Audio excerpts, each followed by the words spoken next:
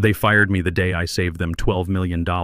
Not metaphorically saved. Literally prevented a federal lawsuit that would have bankrupted 3 departments and sent our CFO to prison. The vendor contract I'd flagged that morning contained SEC violations so blatant they might as well have been written in neon. But Kyle Brennan didn't want to hear about problems. He wanted signatures and speed, so naturally he fired the guy who actually read the contracts. But I'm getting ahead of myself. Back then they called me the contract architect. Some said it with respect. Others rolled their eyes like I was the hall monitor of legal. Always there, always unnoticed, always somehow holding the place together. My official title was Senior Contracts Manager. 16 years deep at TechFlow Solutions, 13 years away from retirement, with 2 kids in college and a mortgage that required both my salary and my sanity. I didn't make noise. I made airtight agreements. I didn't play foosball in the break room or network during innovation retreats. I lived in the fine print. While other people flirted with disaster, I was threading liability needles like my kids' college tuition depended on it. Which it did. Give me a red pen, a 30-page draft from sales, and a cup of burnt office coffee, and I was happier than a retriever with a tennis ball. I loved it. Really loved it. And yeah, if you've made it this far and you're one of the 90% of folks who listen to stories like this while checking emails or making dinner, go ahead and hit that subscribe button. Not for me, I've got my legal situation sorted. But the team behind this, they read every click like oxygen. Helps keep the stories coming. Anyway, at work, I was the gray suit in a room full of startup hoodies. Never flashy, never messy, just there. Dependable. I kept things legal, compliant, and quiet. 2 things nobody in our office appreciated until everything started burning. Kyle sure didn't appreciate it. Kyle Brennan, the new COO. 34 years old with a Stanford MBA and the kind of startup swagger that made experienced employees invisible. He didn't just dislike legacy staff. He saw us as obstacles to innovation. Within his first week, he'd started bypassing legal review on time-sensitive deals and creating fast-track approval processes that somehow never included the contracts department. I was legacy. That made me a threat. Not in the sword-fighting sense, but in the I know what you're doing and why it'll explode kind of way. Kyle didn't want guardrails. He wanted yes men. He wanted to sign things fast, flip partnerships like pancakes, and get quoted in TechCrunch before the 4th quarter. Me, I wanted to read the vendor clause that waived our rights to sue in case of IP theft. Call me old-fashioned. Before Kyle showed up, life was weirdly peaceful. I'd start my day with burnt coffee and a spreadsheet of open contracts. I liked the solitude of it, how every clause was a puzzle. Every deal was a minefield I could diffuse with the right indemnity language. I spent years building a system where even if everyone around me lost their minds, the contracts wouldn't. I was the seatbelt in a car full of speed freaks. They didn't like that I pulled the emergency brake sometimes, but they were still alive because of it. People forget that in companies like ours, the person who writes the rules quietly becomes the most dangerous person in the building.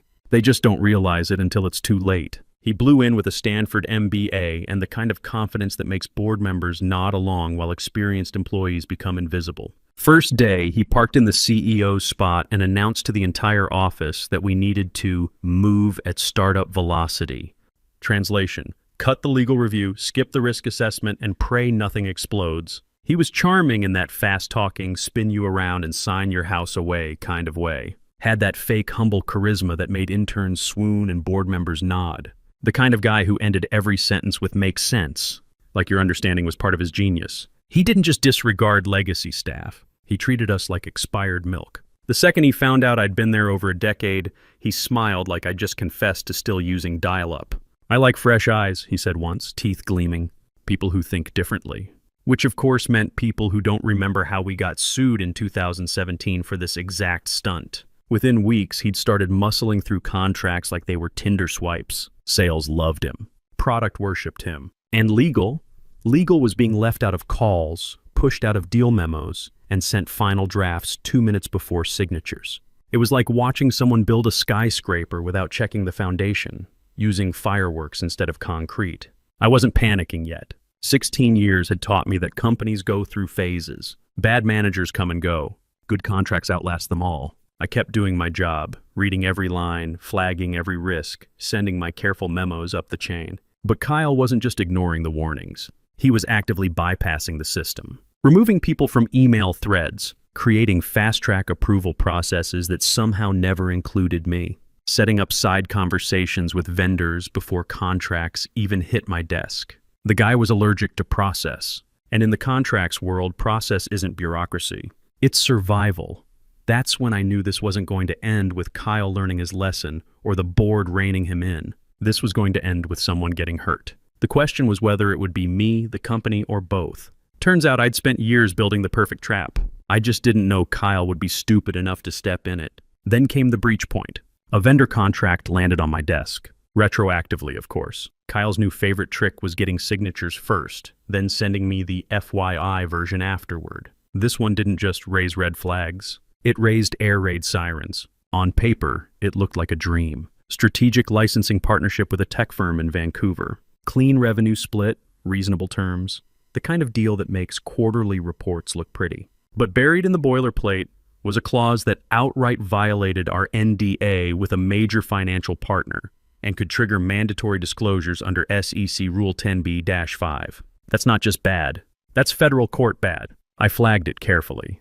Professionally. Sent a memo up through legal, copied compliance, even tagged our usual risk consultant. I didn't shout. Didn't make it political. Just outlined the liability like I'd done 1,000 times before. 2 hours later, I was summoned to Kyle's office. Let me rephrase. I was summoned to his glass fishbowl throne room, where he liked holding impromptu meetings like a reality show villain. The guy was practically allergic to doors. I walked in, closed my folder, and sat down. He didn't offer a seat, just leaned against his standing desk, sipping something green and awful from a branded company tumbler. "You don't like the deal?" he said without looking at me. "It violates 3 standing agreements and would require disclosure to the SEC. We could be..." He held up a finger like he was silencing a child. "Warren," he said my name slowly, deliberately. "You've been here, what, 15 years? That's exactly the problem. You see obstacles where I see opportunities. This deal moves us forward. Your job is to make the paperwork work, not to second-guess strategy." The dismissal was calculated. Professional, dangerous. "The SEC disclosure isn't optional," I said. "It's federal law." Kyle leaned back, studying me like I was a broken piece of equipment. "We need people who solve problems, not create them. Legal archaeology might have worked in the old days, but we're building the future here. Stay in your lane and let the grown-ups handle strategy." I could have exploded. Could have pulled out the documentation, dropped receipts like a courtroom drama. But I didn't. I nodded. Just a small, deliberate nod. Because in that moment, I knew something Kyle didn't. He thought he was flying a rocket ship, but I'd spent the last 16 years quietly building the escape hatch. And he'd just strapped himself in. I spent that night staring at the ceiling fan, replaying his words like crime scene footage. Stay in your lane. Legal archaeology. No one reads the fine print. My jaw hurt from clenching. Not because he insulted me, that part was expected, but because I knew what he was about to unleash on the company. And the board had no clue. I wasn't just thinking about my job. I was thinking about the multi-million-dollar lawsuits that were going to rip through this place like a chainsaw in a bouncy house. My mortgage, my kids' tuition bills. 13 years until retirement, and this guy was about to torch the whole operation. So I followed protocol, because I am protocol. First, I drafted a compliance summary outlining the violations in that vendor contract, cited every clause, every SEC disclosure risk, cross-referenced it with prior precedent. No emotion, no opinions, just pure risk analysis. Then I escalated it, copying legal, compliance, even our internal risk management officer. Quietly, I didn't go full sirens blaring. I let the facts speak, and then I waited. 2 days passed. Radio silence. On the 3rd day, I got an invite. Subject line, contract alignment touchpoint. Harmless, boring. Kyle's executive assistant sent it like it was any other alignment meeting, except it was scheduled in the main conference room. The one with all the glass. The one usually reserved for investor pitches and product launches. There were already people inside when I walked in. Kyle, obviously arms folded like a prosecutor. 3 department heads avoiding eye contact. And company lawyer Rachel Martinez, flipping through a manila folder, her face pale under the fluorescent lights. I stepped in. No handshake, no chair offered. Kyle didn't even wait for the door to close. "We're terminating your employment," he said like he was reading quarterly numbers. "Effective immediately. For breach of trust." "Breach of what?" I said, genuinely confused. "You went outside your scope. You escalated confidential deal information. You're not a compliance officer. You're not an attorney. You abused internal channels to undermine executive decisions. I could feel every eye in the room trying to look anywhere else. Rachel's hands were trembling slightly as she gripped the folder. Then Kyle reached in and yanked out a copy of my NDA, slapped it down like evidence in a murder trial. This agreement includes confidentiality and non-disparagement provisions. Any discussion of internal matters outside approved channels constitutes a violation with personal financial liability. His smile was cold, calculated. He thought he'd just ended my career and my financial future in the same breath. That's when I saw it. Not the NDA Kyle had, mine. The one I'd written years ago, back when our then general counsel asked me to revise our standard contract for legal staff and senior contract managers. We were dealing with sensitive regulatory issues, and he wanted anyone raising red flags to be shielded. That was paragraph 12B. I pulled a copy from my folder. Not the one Kyle had, but mine. Highlighted in yellow, years of revision notes in the margins. I slid it slowly across the glass table toward Rachel. My finger tapped exactly where it mattered. Paragraph 12B, indemnity clause. In the event of termination coinciding with documented regulatory concern or protected compliance escalation, the company agrees to assume full legal liability and defense costs related to said termination, in perpetuity with no cap. Rachel froze. You could see the exact moment it clicked. Her face drained of color like someone had pulled a plug. She understood what she was looking at before Kyle did. Kyle was still clueless. He'd just triggered a legal mechanism he didn't even know existed. So I turned to him, voice steady as bedrock, and said, "I didn't breach trust, Kyle. I followed protocol. And now you've breached indemnity." He looked at Rachel for support. She couldn't meet his eyes. The folder in her hands might as well have been a ticking bomb. I didn't argue. I didn't raise my voice. I didn't ask for a cardboard box or make a speech about justice. I just stood up, one foot in front of the other, and walked out of that glass fishbowl while Rachel sat there holding a document that would cost the company more than Kyle's entire salary. I didn't slam doors. I didn't cry in the elevator. I didn't pull a dramatic scene and scream about injustice in front of the break room. I walked out like I was going to lunch, calm as a hospice nurse, heels clicking against the laminate like a slow metronome. There's a power in silence that loud men never understand. Security didn't even escort me. That was their first mistake. Back at my desk, I slid my chair in, unplugged my mouse, and opened my laptop. My device. Company issued, but personally assigned and legally accessible under my termination clause. I synced my Outlook to local storage, pulled every flagged memo I'd ever sent regarding contract violations, SEC risks, internal NDA breaches, and questionable revenue smoothing language buried in third-party agreements. I wasn't stealing secrets. I was recovering the receipts of my own work. 16 years of audits, red lines, and escalation emails. All time-stamped, all traceable, all sent through company channels. I didn't need screenshots. I had metadata. Then I shut the lid, walked out, and gave my badge to the guy at the front desk with a smile that probably haunted him for weeks. By the time I got home, my inbox was already filling with pings from ex-colleagues. The whispers had started. "Why did Kyle look so nervous when you left?" Rachel looked like she'd seen a ghost. "Did you write that NDA clause?" I didn't respond. Let them stew. Instead, I made coffee, powered up my desktop, and spent the next 6 hours organizing my archive. I created folders: indemnity, ignored escalations, risk-flagged contracts, SEC violation suspected, and Kyle timeline.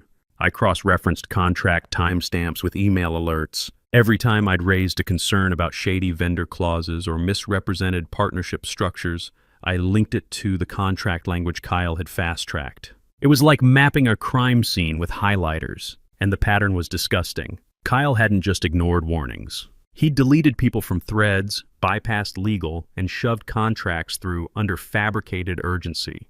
We'll lose the deal. This is how startups move. Don't be the bottleneck. But the worst part? Rachel had seen it all. Maybe not every email, but enough. She'd been looped in. She'd signed off. Her initials were on files where the risk section was conveniently blank. I wasn't just going up against a bad COO. I was going up against a bad system that had finally started eating itself. The next morning, I got a cease and desist email. Well, technically it came from HR, but the language screamed Kyle. It said my behavior post-termination may constitute a violation of my NDA and demanded I cease any communication regarding internal company matters to outside parties. I laughed so hard I nearly dropped my coffee. Then I flagged the email, dropped it into the folder titled Retaliation, and made a note. Attempted suppression of whistleblower protections confirmed. I didn't respond. I didn't need to. The indemnity clause had already activated. Their attempt to scare me into silence only built my case. From what I heard later, the panic started 3 days after I left. Legal called an emergency meeting. Rachel didn't show. Kyle started snapping at people in hallways. The board sent a routine inquiry about pending contracts. People started asking why the entire new vendor pipeline was frozen. And somewhere in the background, my attorney was sharpening her pen. Her name was Patricia Kane, and she didn't smile unless it was to bare teeth. Employment litigator by trade, velociraptor by temperament.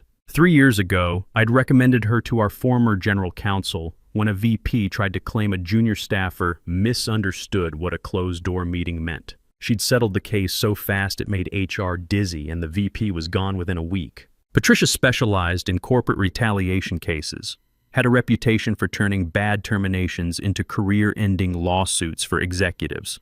That's who I called. Patricia, I said, it's time. She didn't need details. She remembered me, remembered the clause, remembered that I'd written my own insurance policy years ago. We met at her office the next morning in a conference room colder than Kyle's ambition. I laid everything out in front of her. Email archive, flagged memos, contract discrepancies, the cease and desist. Her eyes moved across each page like a surgeon examining x-rays, looking for the exact point of failure. 15 minutes in, she held up a hand and said, "Stop talking. You've already won. Now we make them understand exactly how much this is going to cost them." Together we drafted a pre-litigation letter that read like a surgical strike.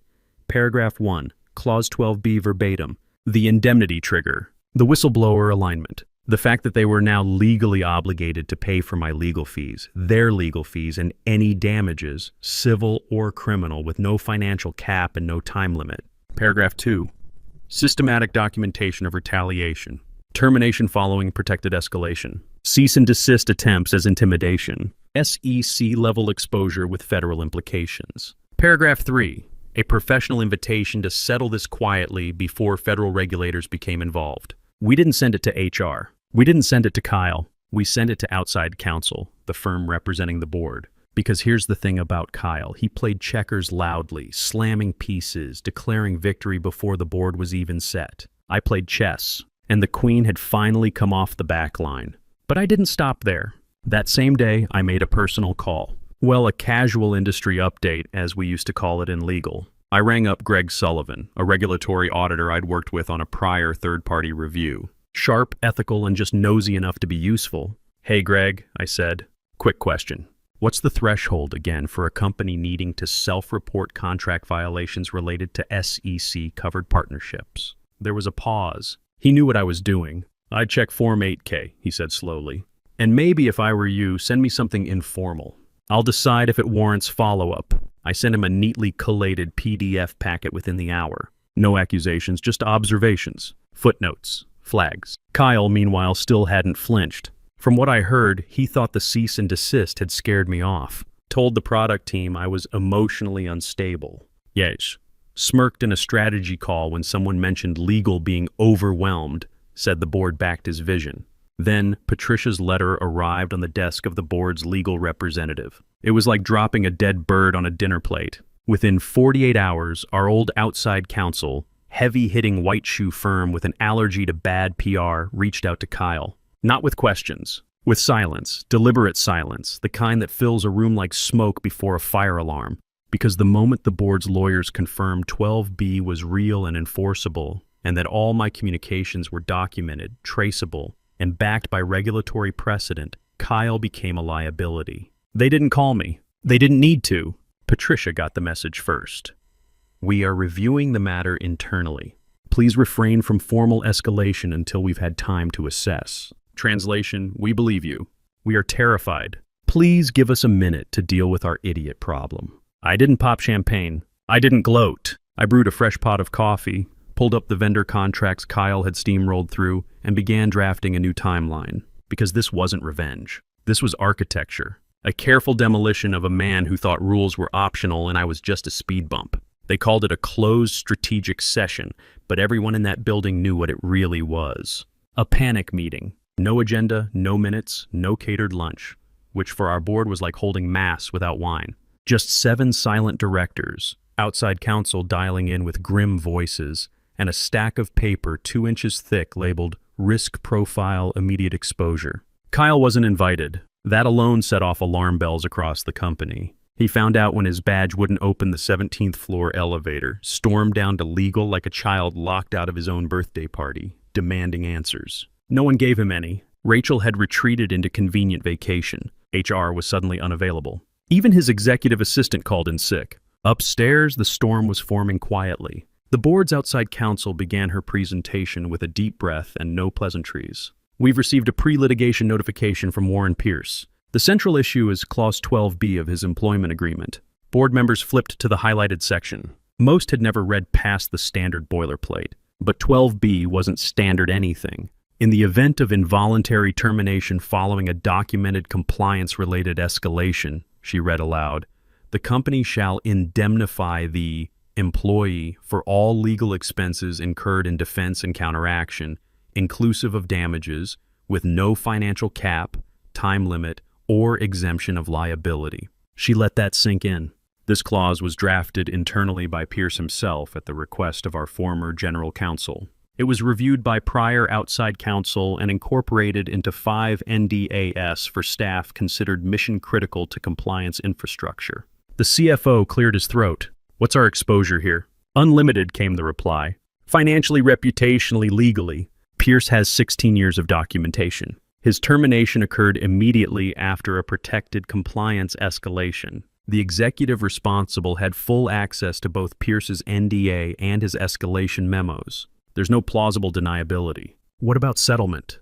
the chairman asked. "We tried." Pierce ignored our offer completely. "He's filed preliminary complaints with both the SEC and state regulators. His employment attorney has a reputation for taking these cases to federal court." The room went silent. In corporate boardrooms, silence means one thing: someone's head is about to roll. One director finally spoke.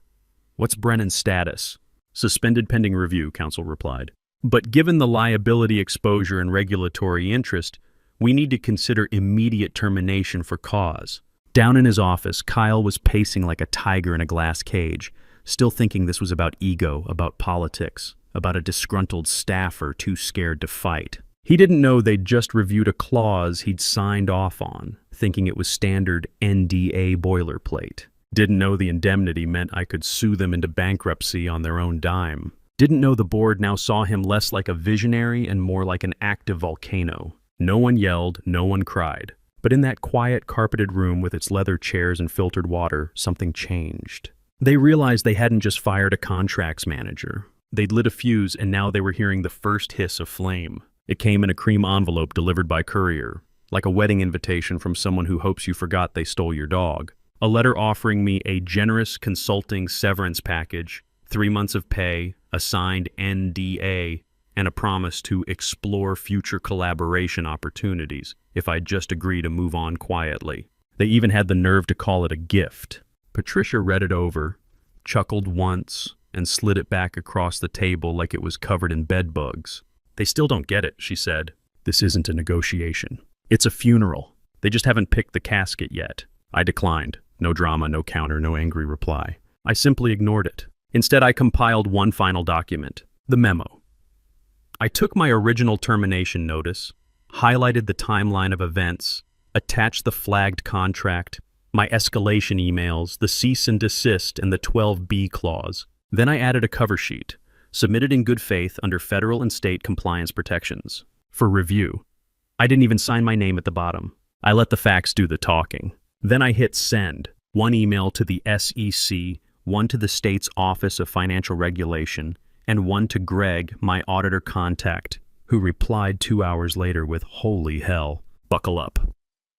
Back at TechFlow, legal initiated what they called a comprehensive compliance review, corporate speak for find out how bad this really is. Behind closed doors, it was a full forensic audit. They reopened every vendor agreement Kyle had pushed through, subpoenaed internal communications, and interviewed sales staff about fast-tracked approvals. The results were devastating. Kyle had bypassed legal review on 14 separate contracts worth over $40 million.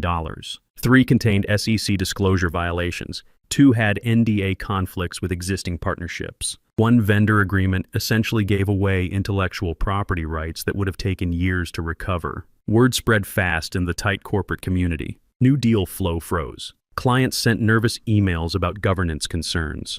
One enterprise partner delayed a $12 million renewal pending clarity on internal processes. Another pulled out entirely, citing regulatory uncertainty. The stock price dropped 8% in 2 days. Industry blogs started asking questions. The SEC's enforcement division sent a formal inquiry letter. Kyle, meanwhile, was still trying to play it off as a temporary misunderstanding. He showed up to meetings he wasn't invited to, sent emails that nobody answered, and told anyone who'd listen that this was just legacy employees resisting innovation. But his badge had already been deactivated. His corporate accounts were frozen. Security was under orders to escort him out if he tried to access the 17th floor. And me? I didn't show up. I didn't call anyone. I didn't post a LinkedIn essay about resilience or finding new beginnings. I just brewed coffee, sat at my kitchen table, and watched the cracks spread. This wasn't rage. This wasn't revenge. This was what it feels like when the house you built starts pushing back. It hit the wire on a Monday morning, time to destroy the week before it started. No beeline, no direct quotes. Just a surgical expose published by an industry outlet known for burying companies in polite, devastating prose. Headline: COO pushes through risky contracts, legal retaliation ensues. The article read like it was written by someone with a direct line to my email archive, which of course it wasn't. I'd never spoken to a reporter, didn't have to. The evidence had legs. Someone somewhere in the regulatory ecosystem, maybe Greg, maybe someone in the compliance office tired of covering for cowboys, had decided it was time for sunlight. The piece outlined everything with brutal elegance, a pattern of reckless vendor contracts signed without full legal review, an internal whistleblower raising red flags, then mysteriously terminated, a previously unseen indemnity clause triggering massive internal liability. Regulatory interests now formally engaged, per unnamed sources. They didn't use my name. They didn't need to. Inside the office, panic bloomed like mold in a damp basement. Teams canceled meetings. Executives stopped replying to emails. Legal locked down internal document access for containment purposes. Sales went full mute. And then the domino fell. A respected compliance watchdog, one of those slow-moving, methodical groups whose opinion carries the weight of a Supreme Court ruling in the corporate world, issued a rare public bulletin. A dry, heavily footnoted case study titled Retaliation, Red Flags, and the Cost of Ignoring Internal Compliance. Page 2. This case sets a precedent for how termination following documented compliance escalation may trigger binding indemnity clauses and potential SEC exposure. There it was in ink in the public record. Not just validation, canonization. The board met again 72 hours later. This time, the vote was unanimous. Kyle Brennan is terminated for cause effective immediately, the chairman announced. No severance, no vesting, no references. Kyle found out when his badge wouldn't work at the front entrance. Security was waiting with a box containing his personal items and a formal termination letter. Witnesses said he stood there for a full minute, holding the letter like it was written in a foreign language. The industry response was swift and brutal. TechCrunch ran a story titled, When Startup Speed Meets Corporate Compliance, a Case Study. The Harvard Business Review published an analysis of the hidden costs of bypassing legal review. Employment law blogs cited the case as precedent for indemnity clause enforcement. A respected compliance watchdog issued a bulletin. This case demonstrates how termination following documented compliance escalation may trigger binding indemnity clauses and potential SEC exposure. Companies should review employment agreements for similar provisions and ensure executives understand the financial implications of retaliating against internal whistleblowers. My name wasn't mentioned in any of the coverage. It didn't need to be. 3 months later, TechFlow settled with me for an undisclosed amount. The settlement included full legal fee reimbursement, a statement clearing my professional reputation, and a recommendation letter signed by the entire board. Kyle, meanwhile, was quietly blacklisted from every major tech firm on the West Coast. I didn't celebrate. I didn't gloat. I just updated my LinkedIn profile and started fielding calls from headhunters who'd heard about the contract architect who'd built the perfect legal trap. 16 years of reading fine print had taught me something Kyle never learned. In corporate America, the house always wins, especially when you built it yourself.